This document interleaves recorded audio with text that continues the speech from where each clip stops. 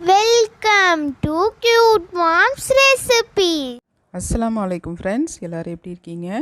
எல்லோரும் நல்லா இருக்கணும்னு இறைவனை வேண்டிக்கிறேன். இன்றைக்கி நம்ம சேனலில் ஈஸியாக பால் பவுடரை வச்சு ஒரு கலாக்கண்ட் ரெசிபி எப்படி செய்கிறதுன்னு தான் நம்ம பார்க்க போகிறோம். இது ரொம்ப சுலபமாக அரை மணி நேரம் கூட ஆகாது, செஞ்சு முடிச்சிடலாம்.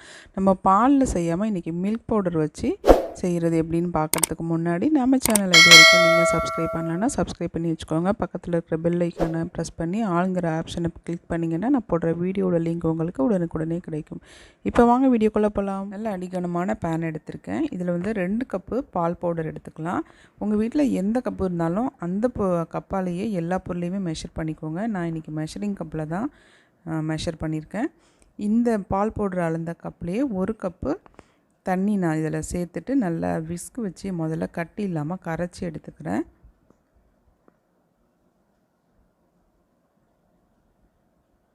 இப்போ கொஞ்சம் திக்காக இருக்குது, இன்னொரு அரை கப்பு சேர்த்துக்கலாம். மொத்தமாக 1.5 கப்பு நான் சேர்த்துருக்கேன். இப்போ நம்ம ஸ்டவ் ஆன் பண்ணிக்கலாம். ஸ்டவ் ஆன் பண்ணிவிட்டு கைவிடாமல் நம்ம கிளறி கொடுத்துக்கிட்டே இருக்கணும். ஏன்னா ஆல்ரெடி வந்து நம்ம திக்காக தான் இருக்குது. பால் வந்து கொஞ்சம் தண்ணியாக இருக்கும், அதனால் நம்ம வந்து வத்தா காய்ச்சணும். இது வந்து மில்க் பவுடராக இருக்கிறதுனால நம்ம 1.5 கப்பு தான் தண்ணி ஊற்றிருக்கோம். இது கெட்டியாக தான் இருக்குது. சீக்கிரமாக அடிப்பிடிக்க ஆரம்பிச்சிரும். நல்லா மீடியம் ஃப்ளேமில் வச்சுக்கோங்க. அடுப்பை வச்சுட்டு நல்ல அந்த ஓரங்கள்லாம் எடுத்து விட்டுட்டு நம்ம கைவிடாமல் கிளறி கொடுத்துட்ருக்கணும்.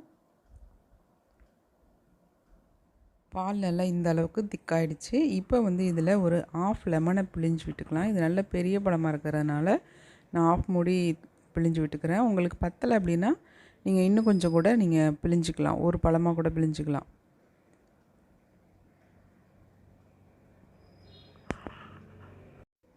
எலுமிச்சை பழம் பிழிஞ்ச உடனே இந்த மாதிரி பால் திரிஞ்சு வந்துடும். இந்த ஸ்டேஜில் நம்ம வந்து இதில் சர்க்கரை சேர்த்துக்கலாம். பால் நல்லா வற்றினதுக்கப்புறம் தான் சர்க்கரை சேர்த்துக்கணும், முன்னாடியே சேர்க்கக்கூடாது.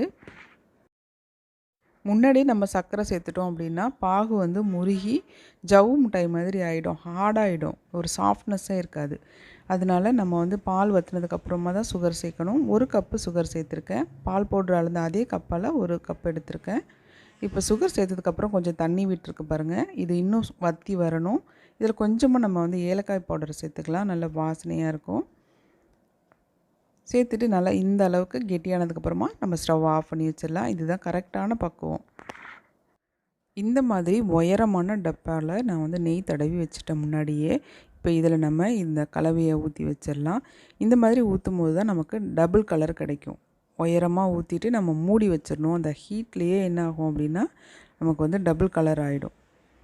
இதில் வந்து நான் 1 டீஸ்பூன் நெய் சேர்த்துருக்கேன். அதை நான் வீடியோ எடுக்க மறந்துட்டேன். நீங்கள் வந்து லாஸ்ட்டாக நெய்யை சேர்த்துட்டு இந்த டப்பாவில் வந்து போட்டுருங்க. போட்டுட்டு அப்படியே மூடி ஒரு 3 மணி நேரம் அப்படியே விட்டுருங்க. இது வந்து சூடாகவே அப்படியே இருக்கணும். 3 மணி நேரத்துக்கு அப்புறமா நம்ம பார்க்கலாம். மூடி போட்டு ஒரு தடவை நல்லா டேப் பண்ணிக்கோங்க, அது சமமாயிக்கும். 3 மணி நேரம் கழித்து நம்ம பார்க்கலாம். பாருங்கள் எவ்வளோ அழகாக விழுந்துருச்சு அப்படின்னு. இப்போ இதை நம்ம கட் பண்ணிக்கலாம். இது வந்து நான் வந்து 2ஆக தான் கட் பண்ண போகிறேன். இது சதுரமாக கட் பண்ண முடியாது, இந்த மாதிரி கர்வ் சைஸில் தான் நான் கட் பண்ணி எடுக்க போகிறேன். இப்போ பாருங்கள், உள்ளே ஒரு கலரு வெளியில் ஒரு கலராக இருக்குது பாருங்கள், டபுள் கலரில். அந்த கடையில் கிடைக்கிற மாதிரியே அந்த ஸ்வீட்டோட நிறம் வந்துருச்சு. அதேமாரி சாஃப்டாகவும் இருக்குது. இப்போ இதை நம்ம கட் பண்ணிக்கலாம். இப்போ ஒரு குர்ஆன் வசனம் பார்க்கலாம். பாவத்திலும் அநியாயத்திலும் ஒருவருக்கொருவர் உதவி கொள்ளாதீர்கள் அப்படின்னு 5வது அத்தியாயத்தில் 2வது வசனமாக இருக்குது. இன்ஷால்லா போய் செக் பண்ணி பாருங்கள்.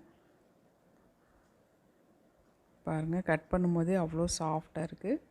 கலர் எவ்வளோ சூப்பராக இருக்குது பாருங்கள்.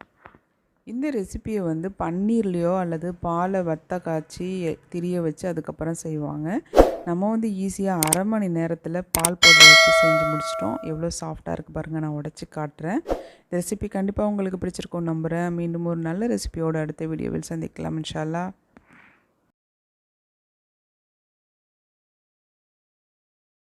இந்த வீடியோ உங்களுக்கு பிடிச்சிருந்தா லைக் பண்ணுங்கள், ஷேர் பண்ணுங்கள், கமெண்ட் பண்ணுங்கள்.